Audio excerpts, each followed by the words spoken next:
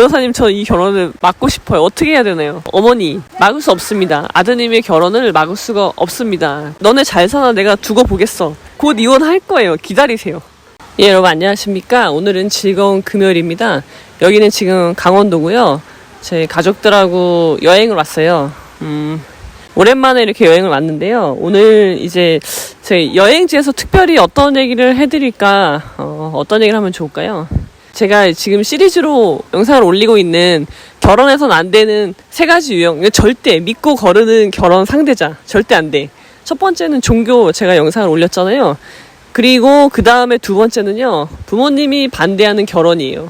자, 부모님이 반대하는 결혼은 하면 안 됩니다. 저는 그렇게 생각해요.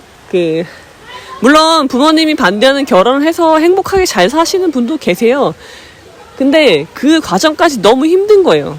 자, 한번 왜 그런지 말씀을 드려볼게요. 제가 상담을 하다 보면요, 가끔요, 어머니들이 오세요. 어머니들이 와. 특히 이제 아들인 경우가 많은데, 우리 아들이, 결혼하려고 하는 여자가 마음에 안 들어. 근데 그걸 어떻게 하면 좋겠냐, 막고 싶다. 막을 수 있는 방법이 없나요? 변호사님, 저 이 결혼을 막고 싶어요. 어떻게 해야 되나요? 방법이 없죠.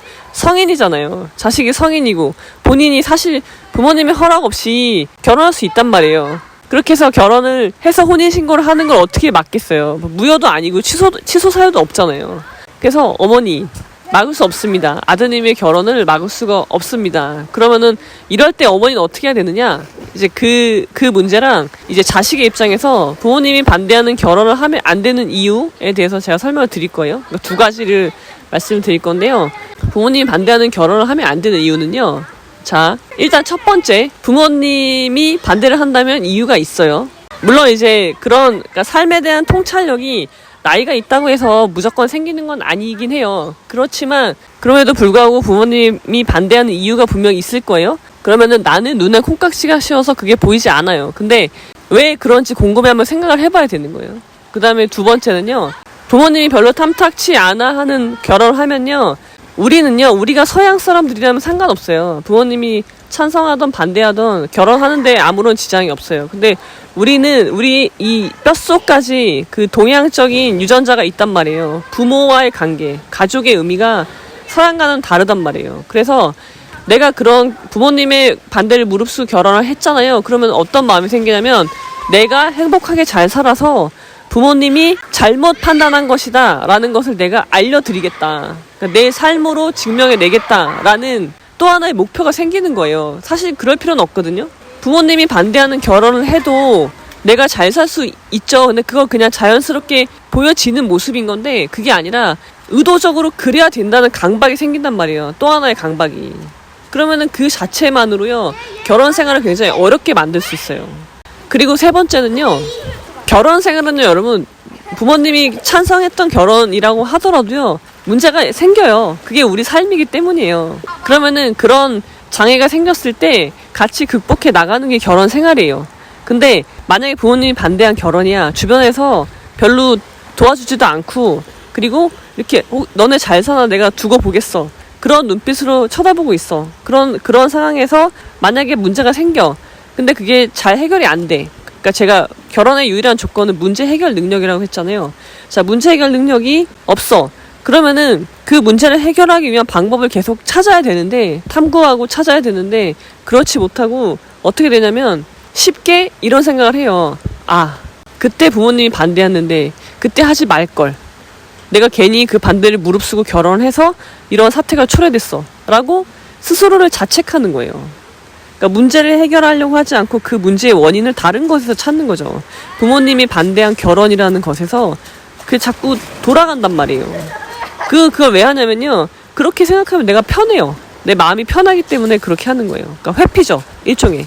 그러니까 부모님이 반대하는 결혼을 하면요. 내가 회피하는 또 하나의 허구가 생기는 거예요. 또 하나의 허구가 생겨버리는 거예요.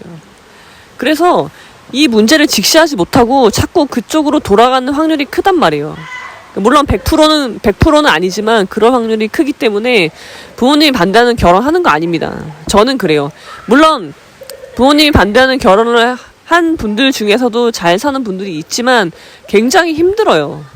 남들은 겪지 않아도 돼야 될 그런 강박이 또 하나가 생기는 거거든요. 목표, 강박, 가정은 화목해야 된다는 점. 그건 굉장히 결혼 생활 자체를 힘들게 한다는 거죠. 그러니까 부모님이 반대하는 결혼했을 때 여러분들이 그 연을 끊고 살 수 있어요? 부모님하고? 그럴 수 없어요. 설령 그렇게 산다고 해도요, 본인이 불행하게 생각해요. 그거 자체를. 왜 다른 사람은 이게 왜 그러냐면 우리가 동양인이기 때문에 그래요. 이 뼛속까지 스며져 있는 그 유전자가 있단 말이에요. 그래서 그걸 절대 무시할 수 없어요. 여러분, 결혼은요, 우리나라에서 결혼은요 100% 가족과 가족의 결합이에요. 그걸 무시해? 네, 그건 여러분의 기만이에요. 자기 기만. 또 다른. 결국은 글로 회귀하게 되어 있어요. 연을 끊고 사는 것도 굉장히 고통스러운 일이고요. 행복하기가 어려워요. 굉장히. 그래서 저는요, 자식된 입장에서 저는 그래요. 부모가 반대하는 결혼을 하는 게 아니다. 저는 그렇게 생각을 하고요. 자, 그러면은 내 자식이 내가 반대하는 결혼을 하려고 해. 그럼 난 어떻게 해야 되느냐? 그것을 말씀드릴게요. 제가 이제 그렇게 조언을 해드려요. 자식이 죽어도 하겠대. 혼인신고를 해갖고 왔어. 그러면 어떻게 해요? 나 혼자 애를 끌고 있어봤자 되돌릴 수 있는 건 없어요. 그럼 어떻게 해야 되느냐?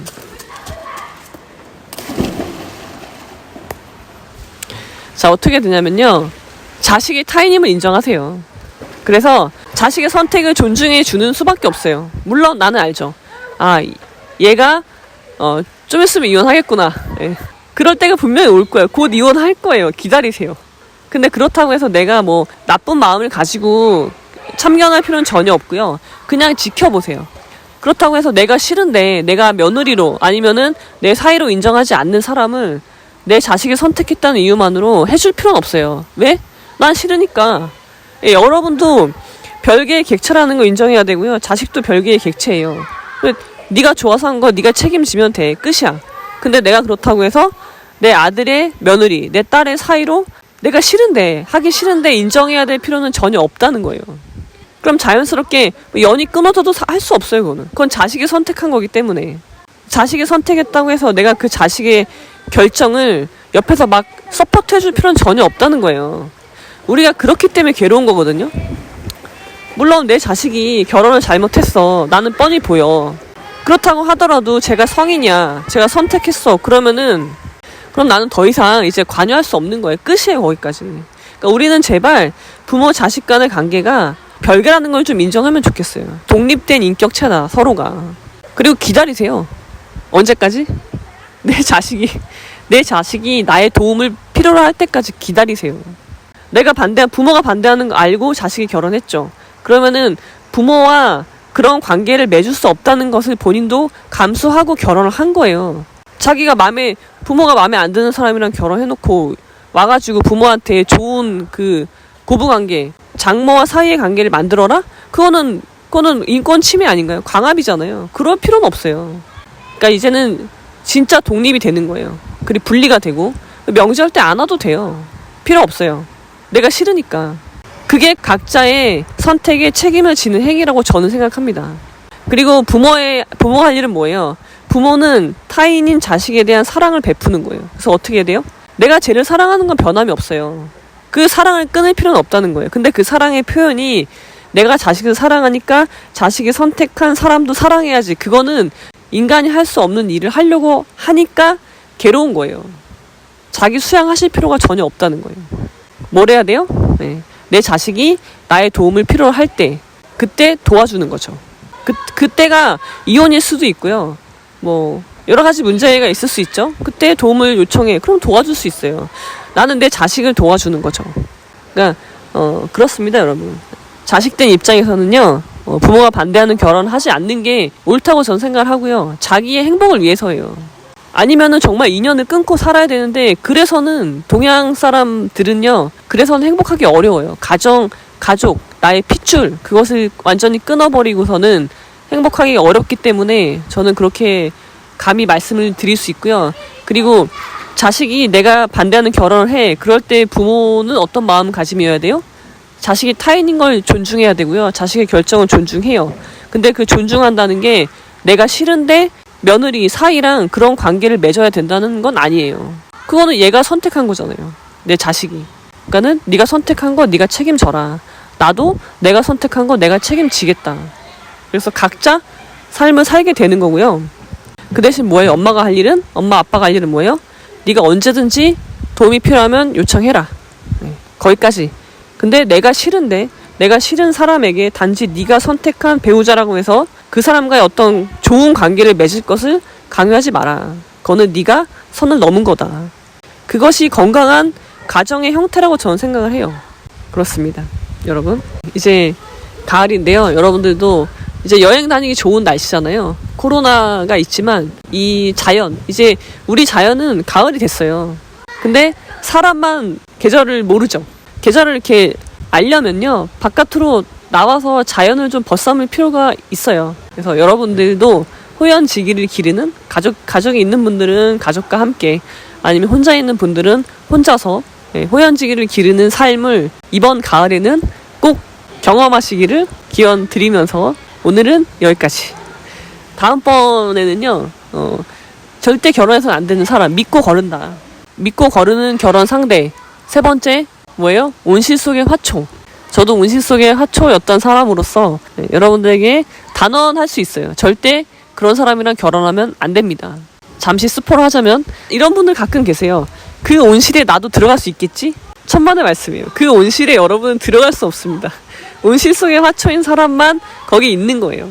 내가 결혼하면 나도 그 온실에 같이 들어갈 것 같아요? 전혀 들어갈 수 없어요. 여러분은 밖에서 온실 속의 화초인 배우자를 잘 지켜주셔야 돼요. 자, 그럼 이 내용에 대해서는 다음번 영상에서 뵙도록 하겠습니다. 자, 그럼 오늘은 여기까지.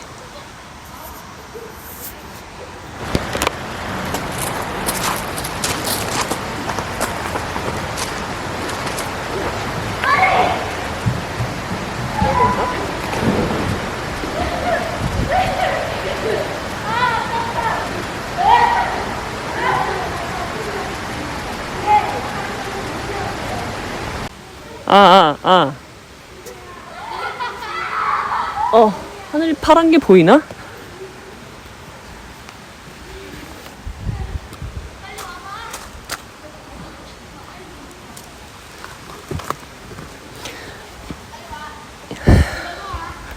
꽃이 떨어져 있네. 좋아하구나.